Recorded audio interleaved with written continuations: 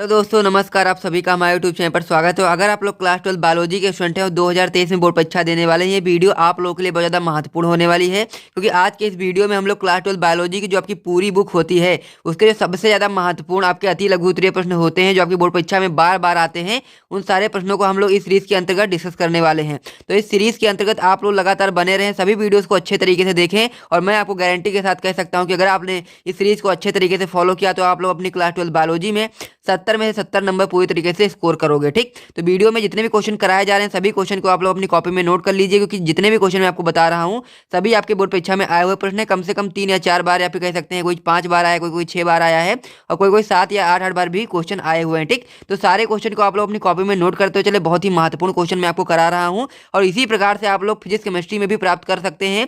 Physics chemistry में भी इसी प्रकार से इंपॉर्टेंट क्वेश्चन आंसर की सीरीज स्टार्ट हो चुकी है। तो अगर आपने उस वीडियो को नहीं देखा तो उन सभी वीडियोस को आप लोग अच्छे तरीके से देखते रहें, और साथ में हमारे चैनल को सब्सक्राइब कर लें अगर आप लोग हमारे चैनल पर पहली बार आए हैं। ठीक, तो वीडियो में आगे बढ़ने से पहले बता दूं कि ये सारी चीज़ें बहुत ही इंपॉर्टेंट हैं, इसलिए आप लोग वीडियो के अंत तक बने रहना, सभी क्वेश्चन को अच्छे तरीके से कॉपी में नोट करते हुए चलना।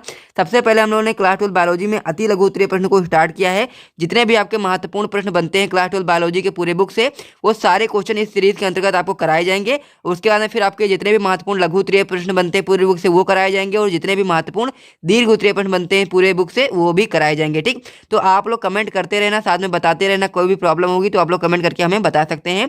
साथ में ऐसे ही महत्वपूर्ण वीडियोस के लिए आप लोग चैनल को सब्सक्राइब कर सकते हैं। ठीक, वीडियो में आगे बढ़ने से पहले मैं आपको बताना चाहता हूं कि अगर आप लोग क्लास 12 फिजिक्स केमिस्ट्री बायोलॉजी के यानी तीनों सब्जेक्ट के note plus important question answer चाहिए तो डिस्क्रिप्शन में आपको मेरा व्हाट्सएप नंबर मिल जाएगा, आप लोग मुझसे कांटेक्ट कर लीजिएगा। मैं आपको डेमो नोट्स भेज दूंगा और उसका चार्ज केवल 150 रहेगा। ठीक, यानी कि अगर आप लोगों को क्लास 12 फिजिक्स केमिस्ट्री बायोलॉजी के सभी चैप्टर्स के नोट्स प्लस में इंपॉर्टेंट क्वेश्चन आंसर चाहिए तो आप लोगों को 150 का पेमेंट करना पड़ेगा, जिसमें आप लोगों को सारी चीज़ें देखने को मिल जाएंगी। ठीक, तो चलिए दोस्तों वीडियो को शुरू करते हुए टाइम को वेस्ट करते हुए, तो ये जो आपका वीडियो होने वाला बहुत ज़्यादा महत्वपूर्ण होने वाला है, और आज से जितने भी वीडियोस आपको मिलने वाली सभी बहुत ज़्यादा महत्वपूर्ण होंगी, तो सभी वीडियोस को आप लोग अच्छे तरीके से ध्यान देना। ठीक, तो हम लोगों ने क्या स्टार्ट किया, हम लोगों ने स्टार्ट किया है सबसे पहले हम लोग पूरी बुक यानी क्लास 12 बायोलॉजी की जो पूरी बुक होती है उससे जो आपके सबसे ज़्यादा महत्वपूर्ण अति लघु उत्तरीय प्रश्न होते हैं उनको सबसे पहले हम लोग डिस्कस करेंगे। जिसमें आपका इसमें पहला क्वेश्चन दिया गया है, बहुभूरता पर संक्षिप्त टिप्पणी लिखिए। ठीक, इस प्रकार से आप लोग देख सकते हैं कि ये क्वेश्चन आपकी बोर्ड परीक्षा में 3 बार आया है, यानी 2014 में आया है, 2011 में आया है, 2015 में आया है, और ये आपका अति लघु उत्तरीय के साथ साथ लघु उत्तरीय प्रश्न में भी ये क्वेश्चन आपका आता है। ठीक, तो इसलिए आप लोग इसे अच्छे तरीके से ध्यान देंगे। तो इसका आंसर आप लोग किस प्रकार से बताएंगे अगर ये क्वेश्चन आ जाता है तो आप लोग उसे देख लीजिए। इसमें आप लोग लिखेंगे कि एक बीज में एक से अधिक, यानी कह सकते हैं कि जब एक बीज हो उसमें एक से अधिक या फिर कहें अनेक भ्रूण विकसित होने की जो प्रक्रिया होती है उसे ही हम लोग बहुभ्रूणता कहते हैं। ठीक, तो ये चीज़ आपको अच्छे तरीके से समझ में आ गई होगी कि होता ये है कि जो आपका एक बीज होता है, जब एक बीज में से एक या एक से अधिक भ्रूण विकसित होते हैं तो उस होने वाली जो प्रक्रिया होती है उसे ही हम लोग बहुभ्रूणता कहते हैं। ठीक, मान लीजिए कोई भी एक बीज है उसमें एक से अधिक जब आपका भ्रूण विकसित हो रहा है तो वह प्रक्रिया आपकी बहुभ्रूणता कहलाती है। या बीजांड में एक से अधिक भ्रूणकोश की उपस्थिति के कारण होता है, और या फिर भ्रूणकोश की अंड कोशिका के अतिरिक्त किसी अन्य कोशिका जैसे कि सहायक कोशिका से संलयन के परिणाम स्वरूप होता है। यानी कि ये 2 कारणों से हो सकता है। पहला कारण तो इसका ये हो सकता है कि बीजांड में एक से अधिक जो भ्रूणकोश है उसकी उपस्थिति के कारण होगा, और दूसरा कारण ये भी हो सकता है कि भ्रूणकोश की जो अंड कोशिका होती है वो क्या करे कि किसी अन्य यानी कह सकते हैं किसी अन्य कोशिका के साथ संयोजन कर ले, जैसे हम लोग सहायक कोशिका कह सकते हैं। तो सहायक कोशिका के संलयन से परिणाम स्वरूप ही ये सारी चीजें होती हैं। ठीक, यानी बहुभ्रूणता होती है। उदाहरण के रूप में हम लोग बता सकते हैं जो संतरा होता है वो पाइनस होता है, इसमें बहुभ्रूणता पाई जाती है। ठीक, तो इस प्रकार से जो आपका पहला क्वेश्चन होता है वो कंप्लीट हो जाता है। इतना आप लोग अपनी कॉपी में नोट कर लीजिए, इंपॉर्टेंट क्वेश्चन है। फिर हम लोग अगले क्वेश्चन की ओर बढ़ते हैं। ठीक, तो हमारा जो अगला क्वेश्चन है ये भी बहुत ही महत्वपूर्ण क्वेश्चन है, जो आपका मानव जीवन चैप्टर से क्वेश्चन है ये आपका। तो इस प्रकार से आप देख सकते हैं कि क्वेश्चन क्या है आपका, फर्टिलाइजिंग तथा एंटी फर्टिलाइजिंग प्रक्रिया पर टिप्पणी कीजिए। इंपॉर्टेंट क्वेश्चन है, 2011 में आया, 2013 में आया, 2003 में क्वेश्चन आया हुआ है। ठीक, तो इसका आंसर आप लोग इस प्रकार से लिखेंगे कि निषेचन से पूर्व अंडाणु से फर्टिलाइजिंग का श्रावण करता है। यानी कि आपको ये चीज़ ध्यान देना है कि जब निषेचन होता है, निषेचन से पहले क्या होता है, जो अंडाणु होता है वो फर्टिलाइजिंग का श्रावण करता है, और जो आपका शुक्राणु होता है वो एंटी फर्टिलाइजिंग का श्रावण करता है। और जब यही दोनों आपस में मिलते हैं तो फिर क्या होता है, जो अंडाणु होता है वो शुक्राणु को अपनी ओर आकर्षित करता है। ठीक, वही चीज़ यहाँ पर लिखी गई है। तो इसका आंसर आप लोग इस प्रकार से बताएंगे कि निषेचन से पूर्व अंडाणु से फर्टिलाइजिंग का श्रावण करता है, या शुक्राणु की सतह पर एंटी फर्टिलाइजिंग नामक ग्राही से क्रिया करता है, जिसके फलस्वरूप दोनों में आसंजन हो जाता है। फिर हम लोग कह सकते हैं जिसके फलस्वरूप ही दोनों आकर्षित हो जाते हैं। ठीक, तो इस प्रकार से आप लोग दूसरे क्वेश्चन को भी अच्छे तरीके से बता सकते हैं। इसे आप लोग अपनी कॉपी में नोट कर लें। फिर हम लोग अगले क्वेश्चन की ओर बढ़ते हैं। इसमें हमारा अगला क्वेश्चन यानी क्वेश्चन नंबर 3 क्या उसे भी देख लीजिए। तो क्वेश्चन है आपका वृषण के 2 कार्य बताइए। ये भी इंपॉर्टेंट क्वेश्चन है, 2011 और 2020 में क्वेश्चन आपकी बोर्ड परीक्षा में आया हुआ है।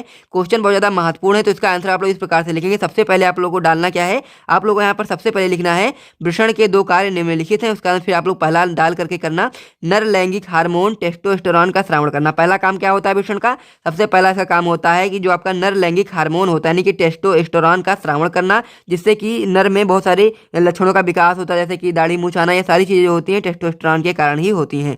दूसरा पॉइंट इसमें होता है नर युग्मक यानी कि शुक्राणु का निर्माण करना। ठीक, तो इसके 2 सबसे ज्यादा महत्वपूर्ण कार्य जो होते हैं मैंने आपको बता दिए, इसे आप लोग अच्छे तरीके से ध्यान देना, बहुत ही इंपॉर्टेंट क्वेश्चन है, तो आपकी बोर्ड परीक्षा में 2023 में आ सकता है। ठीक, तो इतना आप लोग नोट कर लीजिए, फिर हम लोग अगले क्वेश्चन की ओर बढ़ते हैं।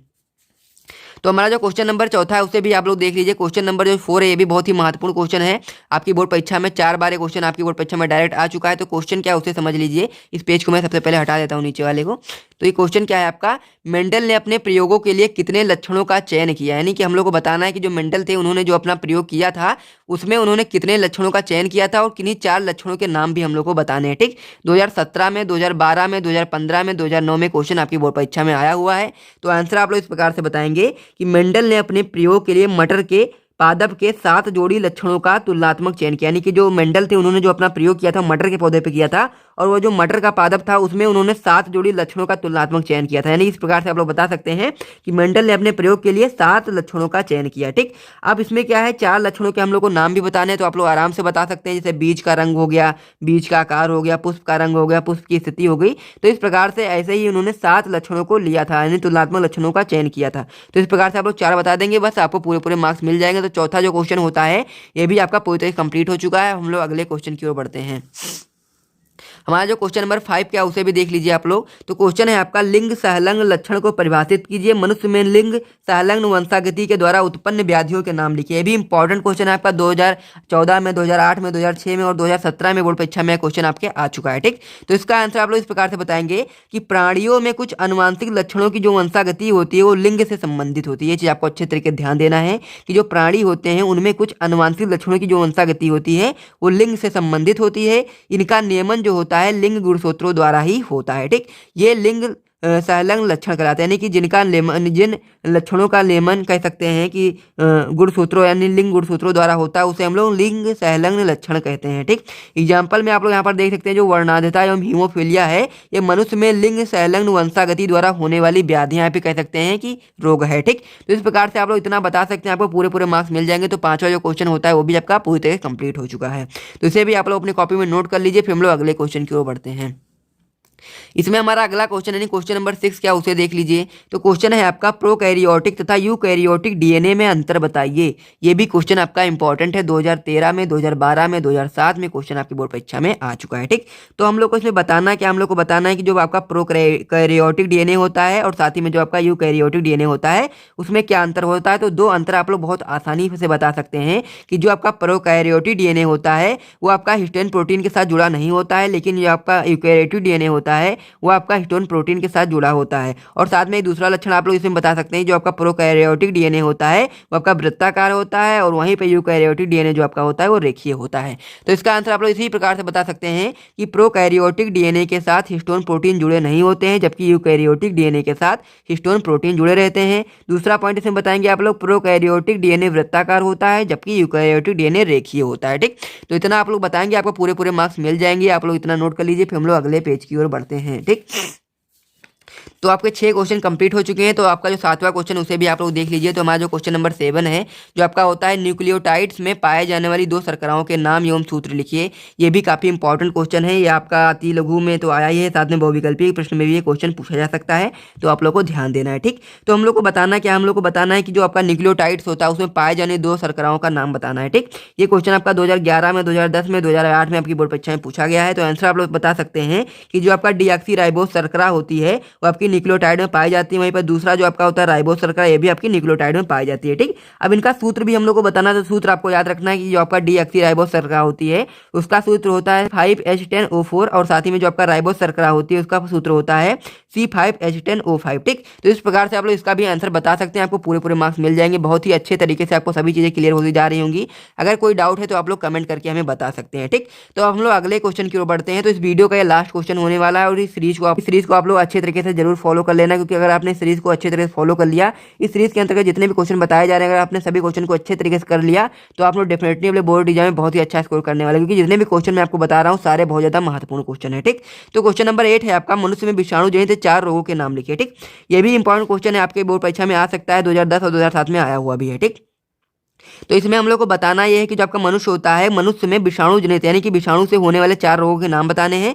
तो इस प्रकार से आप लोग बता सकते हैं चेचक, हर्पीज, पोलियो, हेपेटाइटिस, डेंगू ज्वर, खसरा, रेबीज, यानी कि 4 बताने से मैंने आपको यहाँ पर 6 या 7 लिख दिए हैं। तो आप लोग अच्छे तरीके से इनको याद कर लेना, अगर आपको 4 ध्यान रहना जरूरी है, इसीलिए मैंने इतने सारे लिख दिए हैं ताकि आप लोग को 4 तो याद ही रहे। ठीक, तो इस प्रकार से आप लोग बता सकते हैं आदि जो विषाणु द्वारा उत्पन्न होने वाले रोग, यानी कि चेचक, हर्पीज, पोलियो, हेपेटाइटिस, डेंगू ज्वर, खसरा, रेबीज आदि जो होते हैं रोग, ये आपके विषाणु द्वारा होने वाले रोग हैं। ठीक, तो इस प्रकार से अगर आपको वीडियो अच्छा लग रहा है तो वीडियो को लाइक कर दीजिए, साथ में चैनल को भी सब्सक्राइब कर दीजिए। मिलते हैं नेक्स्ट वीडियो में, तब तक के लिए जय हिंद।